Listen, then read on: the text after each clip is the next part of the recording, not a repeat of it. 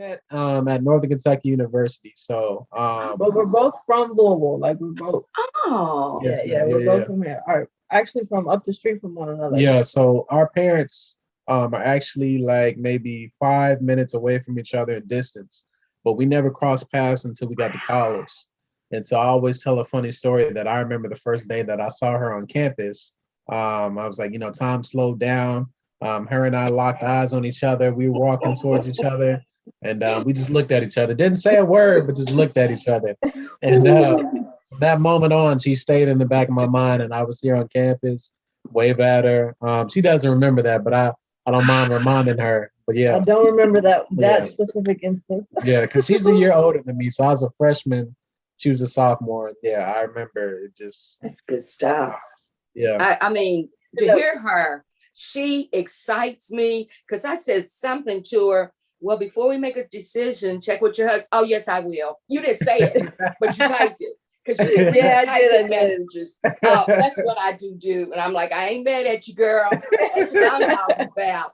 Yeah. Whew, I was cheesing Ben. I'm like, my God, they don't have to wait forever to find out that they really like each other. Because sometimes you can love one another and not like each other. That's Yeah. true. And Well, the look. way you responded to me, it was like, oh no, boo, you ain't got to worry about that.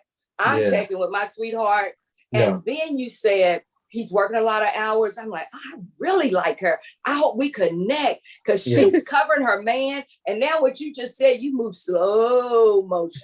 You saw your boo. Yeah. It's like you the boo boo. Yeah, I locked in. No, I locked in. I locked in. hey And- man.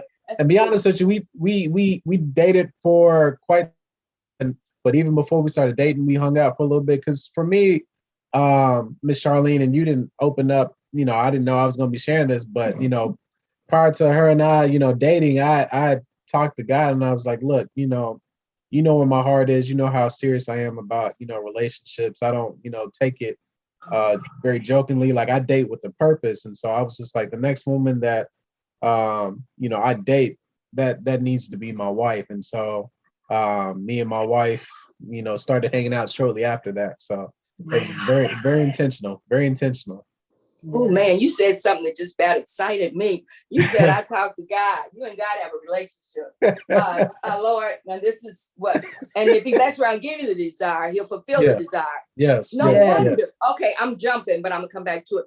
Now I see why on TV all them people was at the Wesley house. Because you're a man of God. Because I thought they dying over there. When I passed by, I'm like, why they make them move off of Washington Street? Man. And then on the TV, because girlfriend didn't tell me what she was doing. She said he's working a lot of hours. I love Gabby. I don't even know her like it. He's working a lot of hours. And then I was watching people with these backpack things in the churches. Ain't nobody there. But then when they showed the Wesley house, it was thick. Now I know. Because you're talking to God. Wow. Look at They that. working hard in there. Wow. They're working And he's hard. talking to God, girl. He just said, now if he trusted God to send him you, Yes. he's trusting God everywhere he puts his feet. Somebody better hold on to you wherever you work. Boy, you a king's Charlene, you kid. over here preaching.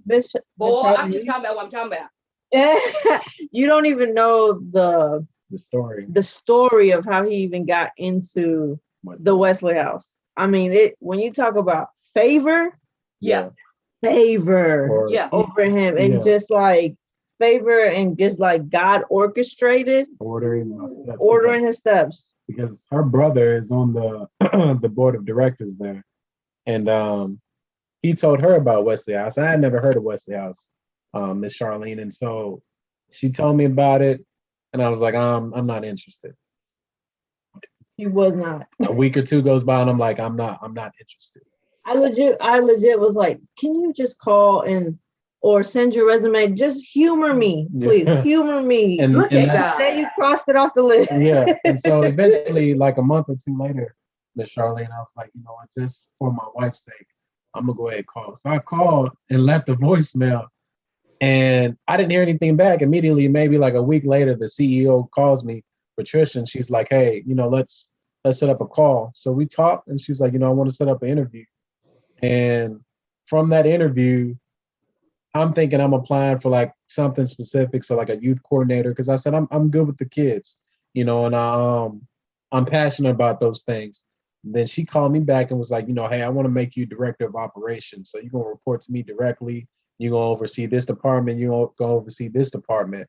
And, pretty much it's just been free range of just her. I think of like Joseph when Potiphar, called him into his palace and was just like, you second in command, or was it Potiphar, was it Pharaoh, whoever it was, they said he was second in command, you oversee everything.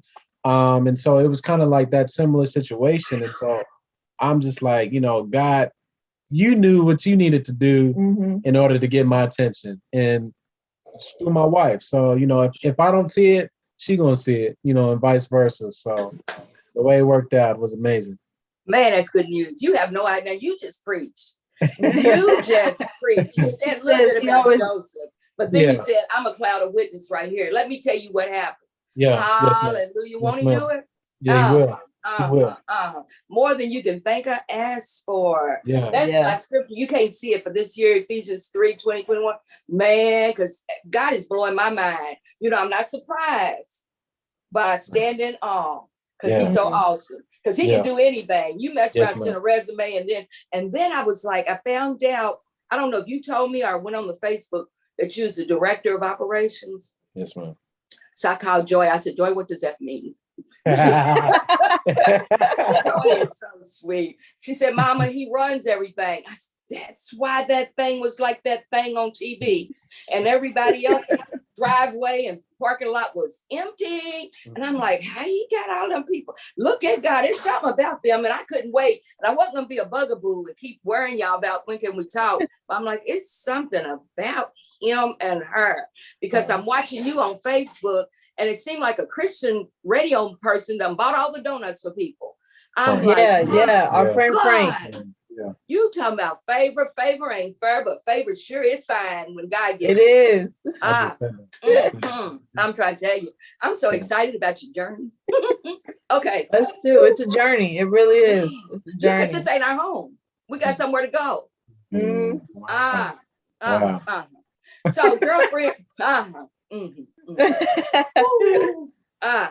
and ain't no shame in my game because we only have a little bit of a dash. And we need to be, that's what Healthy Heart's about. Just realizing your significance as an image bearer. Can't be no two childs. Can't be no two of y'all. So you better run it and work it to God's. Okay. So how did you start baking? What happened? How did that even, did you play in mud pies? No, I'm kidding. That's what I used to do. So I got to baking when I was younger. I mean, in my teenage years.